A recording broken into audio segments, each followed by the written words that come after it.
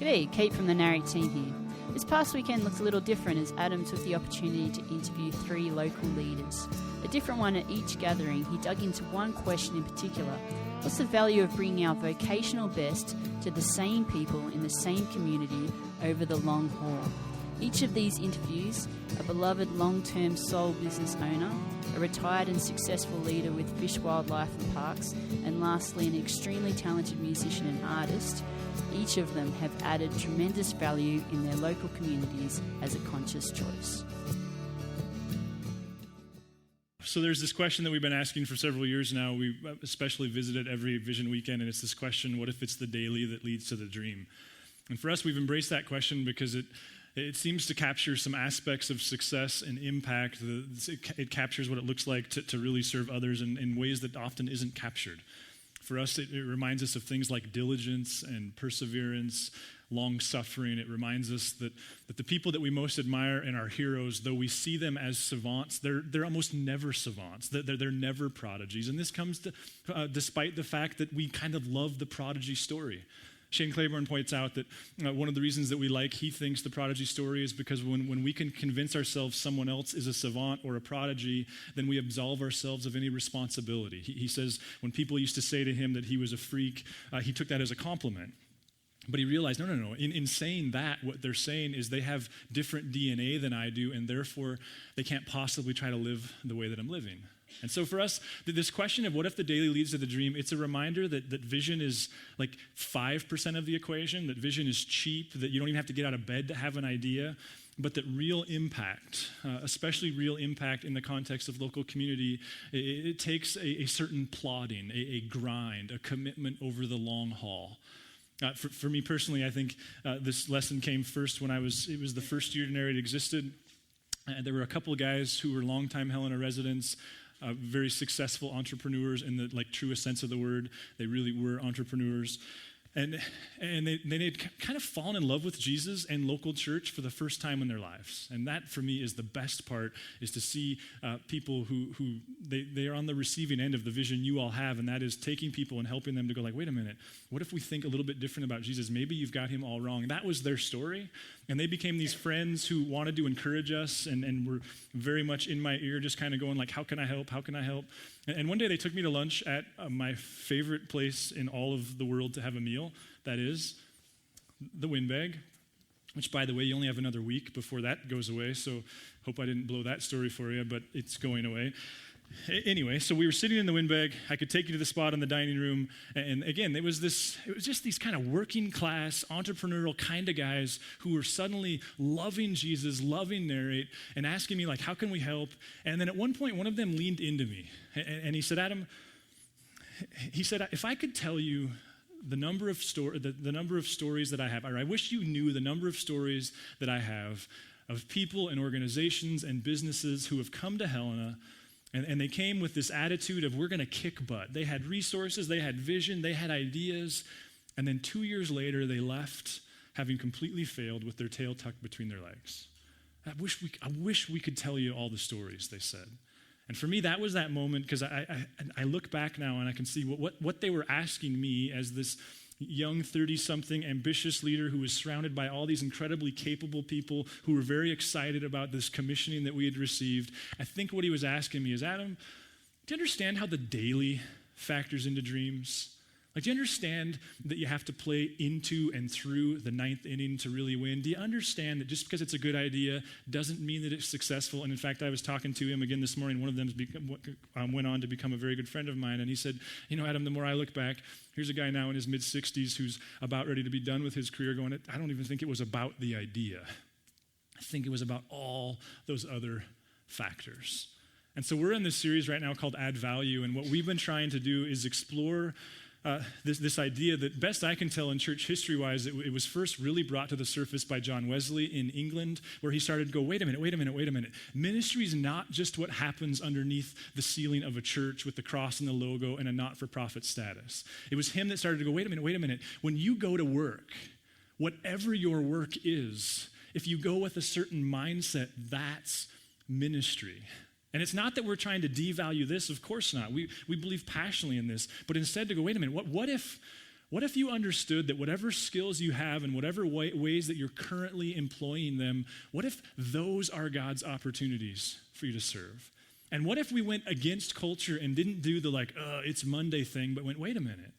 This is my chance to serve God by serving people, whether that's in a medical profession or in law or right now staying at home with kids or in education, whatever that looks like. And so that we've just been trying to, I think more than anything, give dignity to the everyday organic reality and to remind ourselves that from day one around Narrate, what we said is, what if we gathered on Sunday as a bunch of people who have busy lives and jobs and all this opportunity to serve God in the organic everyday world? And what if Sunday was this I need a redose of vision? What if Sunday was this deep breath? What if Sunday was this place where we share story and remind ourselves that this really isn't church, or at least it's only 1/7, but that those other 6 days are vital if we're really living the life that we're trying to. So this morning, what I want to do, one of the types of people that I've had the opportunity to get to know since being here that I didn't see this one coming was the person, and there's many of them, many of you are them, who is doing great work. I mean world-class work. I was talking to somebody this week who teaches in a certain organization. I won't name the school, but they were in this spot, and they were sharing how passionate they are about what they do. And then when they tell somebody what they do, and they find out where they do it, there's a sense of oh, well, you must not be very good at it if you do it there. And their sense was no. You could just see that there was this offended nature to it. Wait a minute. No, I am trying to be the best at it despite whatever that reputation may be. And so what I've really grown to love are those of you teachers and business leaders and parents and people who, you're not on the cover of a magazine. And in some sense, you never will be. And yet your commitment is so much to this space and these people, despite the fact that you'll never be famous. And yet nonetheless, you're doing it on a world-class level. This morning, we're going to talk to David Casey, who is, I suppose, in some ways a savant, though I'm not supposed to say that. But no, he's not.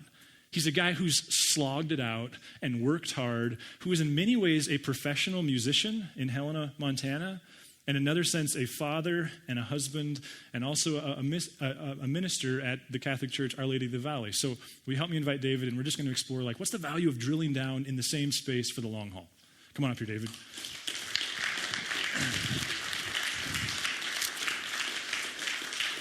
Are drinks allowed on stage? Yeah, drinks are allowed on stage. Okay. Thanks. Just don't spill. Right. Just kidding.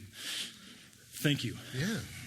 So like everything that we do, it's contrived and we've practiced, but we're going to try to make it. No, I'm just kidding. We have talked. In fact, to David's credit, this idea was originally started by me going I've been fascinated by David in our friendship for a few years, because again, here's a guy who is a world-class musician. He'll never tell you that. Kate will. And he was going no, Helena's my home. And I'm just staying here. And you guys, this isn't about creating any kind of moral righteousness for staying put. That's not what I'm trying to do here this morning. But it is to go, wait a minute, there's opportunity to celebrate. There's something that doesn't often get the spotlight, and that is those who go the long haul in given space. So with that said, you've been doing this for 20 years, right? I mean, more or less? Sure, yeah. How old are you? 42. 42, so. Okay. So was it a conscious choice to go Helena's home, this is what I'm doing, or did you just arrive at it? Well, I grew up in Helena. I went to Carroll College and met my wife, Deidre. And by the time we were out of college, our family was started, thanks to Brendan there. But so there was a sense of this was home right there. So that's where it started. Because you grew up here. Because I grew up here, yeah. And so I wasn't really brought here. I was, except for when I was 4. So, but then we kind of started slogging it out. I mean, as Deidre taught for a while, and I waited tables and had this idea of doing music, yeah. and I did. The daily leads to the dream line that I borrowed from you since I learned it from you, but I stole it, so don't worry. But I had that idea as an 8-year-old. I remember the idea was concrete in my brain that if I played, piano every day, that someday I would be able to, that it would lead somewhere good, and that there was excellence for me if I wanted it bad enough to do it every day. Wow. So I did carry that idea with me, and I've always done music. I'm not sure. And then fast forward to, you were sharing this week that when you were 20, your dad had released an album, and there was a pretty catalytic thing that happened. Yeah, my dad, I was thinking about it this morning when Brendan and I were coming to church here. It was really the same age, kind of similar situation to where Brendan and I are now. My dad had just released a second album. It was like 95 maybe.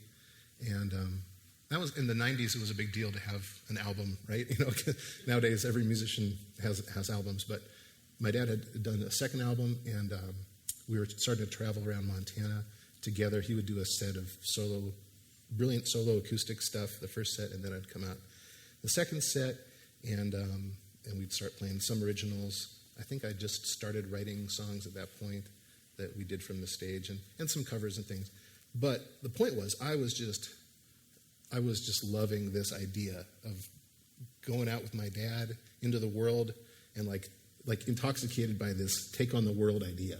And I could just imagine where that would lead. And I remember one time we were up in Kalispell at this FM radio station doing an interview, and I couldn't have been more thrilled, to be talking about, our ambition and our musical plans and stuff. And the interviewer asked my dad, so this is pretty cool. Where's this all going to go for you? And I remember thinking, yeah, Dad, she teed it up just, out of the park, it's going to Portland, it's going to Paris, it's going big. Like there's no stopping this dream kind of idea. And he said, it's really nice to be able to do this with my son, and it's really just kind of about the family. So wherever it goes, I don't really know, but we just need to do whatever's best for our families, because David has a family and I have a family still, and so whatever's best for our families is going to determine how far this goes.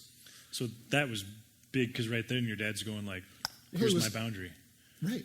Yeah, and he articulated something I hadn't really quite thought about. I mean, it was kind of sobering in the moment, but it wasn't like crush my dreams, but it was like reorient and found the dream on this, that the family is the thing that matters most. So, I don't know. So you came back and just kind of kept plotting. Yep. You were waiting tables at Rose's Cantina. Yeah, right back there. Waited tables for, you guys remember Rose's? Yes, Rose's. But, I was waiting tables there, and I started doing some lessons, and this was the late 90s here. But I do remember, though, another thing that happened was I really wanted to do more music. I knew that was important, because I just was cultivating inspiration every day, doing that, raising kids, and I wanted music to be more forefront. Mm-hmm. And I didn't know how to do that, because, like you said, it's Helena, and that's the joke, right? Is that how do you do anything, creative, sustainable? That's in what's Helena, crazy. right? I mean, you've more or less raised your family being a musician in Helena, Montana, which isn't about Helena. It's about it's 30,000 people, right? Yeah. Well, it's a different market, so it's obviously not the market you'd choose doing that. But I wanted to do more, and so I started thinking, well, what could I do? I could do more lessons. I could do something. I went home to Deidre at one night after work, and just said, "Hey, I want to do music. Can I quit this job?" So you got a responsible wife who teaches school every day, and then you. Yeah. Well, she quit her job later though too. So totally kidding. We've done exactly. So, but the cool thing was that we made a plan, and it's like, okay, you're going to quit the job, and you're going to start drumming up work, music work, whatever that is, and. So I handed in my 2 weeks' notice. It was a Wednesday night. I remember that. And then the Thursday morning, the phone rang, and I answered it, and it was Marianne Adams from Grand Street. The legend, Marianne Adams. And she said, yeah, your name, we're doing a winter play. This was July. We're doing a winter Christmas play, Hansel and Gretel, and we have someone who's written a script, and we really think it'd be nice to have music for this script. So would you be willing to write, a musical for Grand Street? So this is the day after you've turned in? Yeah, 12 hours after I turned that thing in. And so can you write 10 songs? And I was like, sure, of course. I've never done that. But, the idea is I was like, sweet Lord, like I learned right there though that truly letting go and allowing God the opportunity to provide in Helena, it was great. And so I came out here and I signed a contract for like 10 songs and I got $2,500, which was all we really needed to make up in that day, to get me through the rest of summer. And that's what I did. I just went to work every day writing songs, for that play. But it was the beginning, I guess. It was like God made it really easy, for and He always has, to get our attention if we step out in faith. I've just seen like grace after grace to be able to make the steps happen. And the big ones usually come easier. But what I love there is, there's two, you can really spin that story one of two ways. There's suddenly you had your moment to go make your living as a musician, right. And yet you've been working on that since you were 8 years old. So you weren't, right? Like you weren't the guy who was like, I got this dream and I'd get off the couch if someone would just give me money. Like you've been getting off the couch every day for a long time. That's right. I couldn't have said yes if I hadn't done all that. Yeah, or at least not got hired again. Yeah, exactly. Yeah. Hansel and Gretel and right. Oh, I put my best into it. I really did, and that was fun. So if someone asks you, David, and I think this is where you have a little bit of a prophetic voice in our culture, is if someone asks you, like, what do you value? That's pretty clear to you. Mm-hmm. Like what it is and the order of that. Oh yeah, music is not first. A lot of musicians say, "Oh, I don't know if I couldn't do music, man, I don't know what I'd do." And I always, if I'm their friend, I kind of push back on that a little bit because I think that's too bad, So God is number one, family is number two, and then work, and what you do, which in my case, my passion, is music, right? Is number three, or whatever ministry is. Because I do. It all blends together for me. It's real challenging because I was telling the staff this morning after we met this week, and I was like, he's living the family, like God family vocation thing. And they're like, but isn't it all of our value? And I was like, well, yeah, I might put it on paper, but I don't know that I could say that I'm living it on a daily basis the way you are. So good job, and thanks for that. So what's the cost? Here you are, Helena, Montana, 20 years in. As we talk about, Amy talked at the first gathering that the cost for her is she could make a lot more money in a bigger market. And Jim talked about the cost for him was, there's things that you can do if you get higher up on the ladder that he chose not to do it, not to go there. What's been the cost for you of going this place for a long time? Well, I don't feel thwarted creatively. Maybe a bigger stage and a bigger production to my music, would be something. But really, I guess the cost, because you've got Lenny and he's world class. Lenny is awesome. I told Lenny when he handed me the mic. I said, yeah, we got to talk to you about recording the next thing because this talk got me rethinking my whole life today. I want you to make me famous, Lenny. And we're going to do it with the next album, right? So I never have to do this talk again. There you go. No. But the cost, honestly, for me, it's like not knowing if my stuff could have done it, with the other people that I see that started out, and made it big at any cost, right? Yeah. So yeah, I guess there's that. So you don't know. I don't feel bad for me, but it's like that nagging artistic thing. Like, I wonder what I could have done with all that. Yeah. I wonder, if I still feel like I would have written maybe similar stuff. It's not like the work is still there. I think the way you said it even this week, just to add to that, was you said, I'll never know if I could hang with the big dogs. Right. Yeah, which is, I think that's very human because no matter what you do vocationally, whether you are in education or sales or music, I think everybody, I would think, can relate to that sense of like, wait a minute, that the cost here is, I don't know, could I made it on Broadway? The cost here is, I don't know, could I have led 1,000-person organization? Like the cost, there's a cost. Yeah, not knowing. It's not huge. Knowing how that goes in the bigger market. And yet what you're saying is the win is much bigger. Yeah. Huh. So you talked a little bit about this, but because I think for many of us, it's like 20 years, the same place, the same bars, right? Like the same, like how have you stayed How have you stayed creative in spite of your consistency? Because that seems to be, it seems to me like one of the cheap and easy ways to be creative is just keep moving, whether that's towns, places, jobs, whatever. Just keep moving, and creativity is built into the system. You've stayed creative and Right. you've not moved. Yeah, that's a big talk. That's almost like a real. Well, there's 52 Sundays, so. But yeah, cultivating inspiration and doing something with it is a big part of the equation. So for me, I've learned to pay attention to those kind of, out of the ether comes inspiration, the muse, and you just drop everything. Like, hey, honey, finished cooking this soup. I'm going to go I got a song burning, And some of those things do happen, and you go out and you make time. But I've also learned to schedule positive space, time every week to do creative stuff, whether I felt like it or not, which is a big myth, right, is that I never feel creative. Well, you just have to, it's just like a job. Even you show up and you you tune up your guitar and you start strumming, and then you just see what happens. So I've done those two things, and then I also have this every couple of years, and Dieter makes fun of me for it, is it's kind of adopt another hobby or another interest, whether it really feeds the sense of wonder, about the place that we live, whether it's Helena or whether it's, the natural world. I mean, stargazing, and I'm a big star nerd, and, butterflies and whatever. The Orioles. The Orioles, yes. This is the year, man. We'll see. All those things, yeah. So adopting kind of different passions and just kind of seeing where they go. That's amazing to me that you arrived at that. I've heard, we talked about this week, but Howard Hendricks used to say that creative people become experts on a new topic every 2 years, which it sounds like I've never heard that, but yeah. You arrived at that pretty honestly or intuitively almost. Mm-hmm.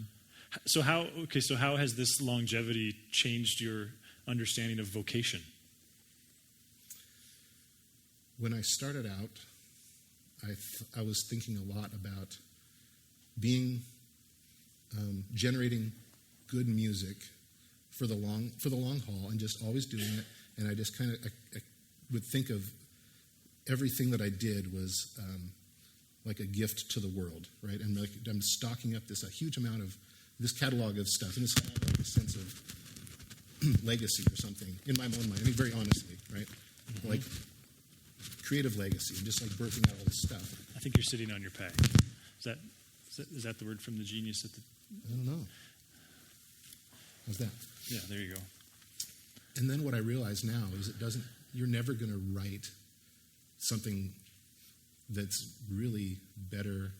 It's really what I learned about God and vocation, is that like God is managing 14 billion years of space. And when we sing this song about, what's the lyric about your song goes on for 10,000 generations or 10,000 centuries or something like that? Yeah. I mean, truly, it's not hyperbole. I mean, God's work is vast, and it's beautiful, and it's glorious, and he doesn't need our help to make a couple, 100 songs, or he doesn't need our help to construct whatever.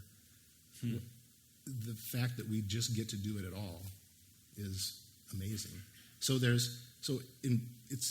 I've learned about vocation is that there's a shift from the work you do has primary value to that's great. Like Augustine said, it's all straw, right? And just being in the presence of God is what it's all about. And the fact that we get to be part of work at all is God just really giving us dignity, and kind of his participating in what he does is divine. Yeah. So the primacy on you as the subject as being a worker rather than your work. So are you saying that you don't think it's about what we produce? Not primarily. I think that's what I started out thinking mainly about. That it was about the song. About the song, about that. In pursuing excellence in those things, paradoxically, it really becomes more about God working on you, and you're the subject, That's a value in the work. Does that make sense? Yeah, it does. I think, it's quite a challenge to think that, like, if God needs to make a donkey talk, he can do that. Right. So don't think too highly of yourself. He doesn't need us to do that. Wow. And yet, that there's a precedent for that, right? Like, so I guess that it keeps us humble. It also explains why you've been able to do what you've been able to do, because in a sense, you take great pride in what you do, but you've been fairly successful at taking your ego out of it. Yeah, you take it seriously, but not with the primary seriousness. It's all gonna. I mean, those songs are all gonna be forgotten at some point. All the work is gonna be forgotten, and it's empowering. It's freeing to feel that way and not be burdened by that. So, what do you think? Here you are at 42. What do you think that you've got to experience that you wouldn't have otherwise had you just done the other thing? I mean, it's somewhat of a redundant question, but I'm just trying to think, like, as you reflect on your life, and you strike me as a guy who's very content and fulfilled and joy-filled in where you're at.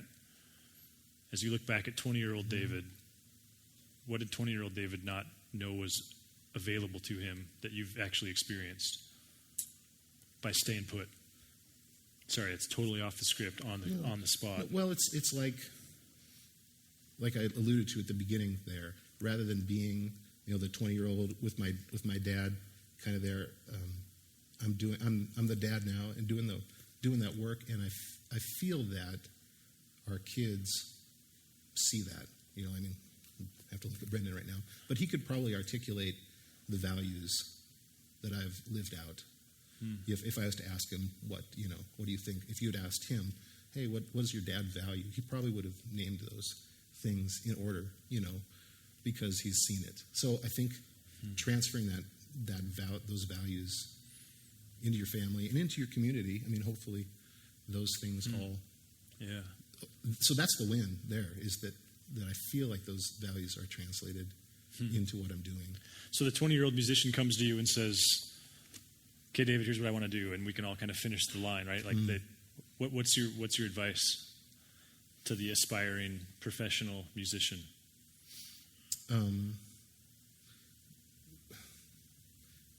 I tell people to say yes to a lot of things, actually, at first, just to kind of not to pigeonhole yourself too much as an artist, what it is you like to do. Like, gather inspiration, gather experiences a lot when you're young to kind of see. For me, that's paid off in Helena, being able to do a variety of different things. Sure. Playing country jazz, western concerts. Right, exactly. 80s stuff. Well, yeah, but I've done all those things. And so that's kind of been by saying yes and not saying, oh, I just am a bouzouki player, and that's all I do. So, but kind of see where that right. Just enjoy the saying yes to a variety of experiences. Cultivate your excellence. Yeah. And but then really know what it is. The scary truth is you can follow your dreams, and sometimes your dreams are really stupid. So know what your dreams are, like your real dreams. Because the sad thing would be to follow your dream that's stupid and then attain it. That's true. And then that's your own fault. I think that's called a tragedy.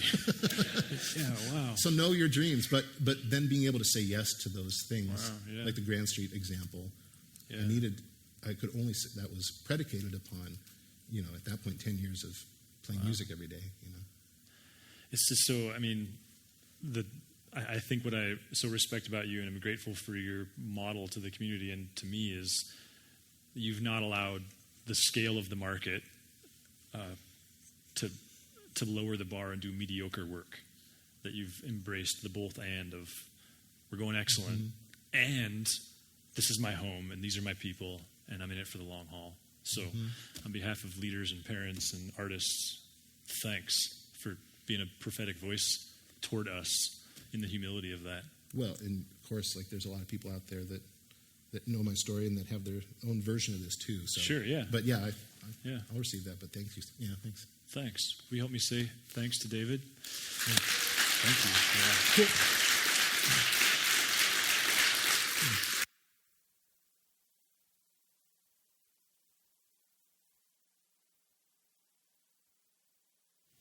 So part of my hope here is he's right. A lot of you guys are doing this, and I guess I had a couple designs for this weekend. We had a couple designs for this weekend. One is that it would be a booster shot for you. That it would be this like, oh yeah, in the humility of what I'm doing, it's worth it. Andy Crouch did a study, and if you're not familiar with him, he's worth looking up. He used to be the chaplain, I believe, at Harvard, so very thoughtful. I think he's now the editor of Christianity Today. He did a study several years ago that I heard him share, in which he went to the Harvard Library and just researched how the phrase change the world showed up in published books over the last 500 years or so. What he found that was from 2000 through 2008, I heard him share this study in 2009, there were 174 books published with Change the World in the title. From 1990 through 1999, there were 100 books published in that 10-year span with Change the World in the title. From 1900 through 1989, I think I went 90 to 99. So from 1900 through 89, there were 40 books published with Change the World in the title. Guess how many books were published from the time of Gutenberg and his press through 1899 with Change the World in the title? 0. And he provokes this challenge of maybe in our global economy we've overreached as to how we can make impact. And maybe it's not about changing the world. Maybe it's about being faithful to the person standing next to you in the place where God has put you and trusting him to be the change agent within the world. So I'm going to pray and we're going to transition into saying goodbye to Sarah. God, thank you. Thanks for local leaders who challenge us. Thanks for those who are in the room, and pray that this would be energizing for them. Thanks for young, ambitious leaders who have dreams, and that you would help them reconcile them within the economy of your kingdom. We love you. Amen. If you would like to engage further with Narrate Church, you can find contact information online, www.narratechurch.org. We would love to hear from you.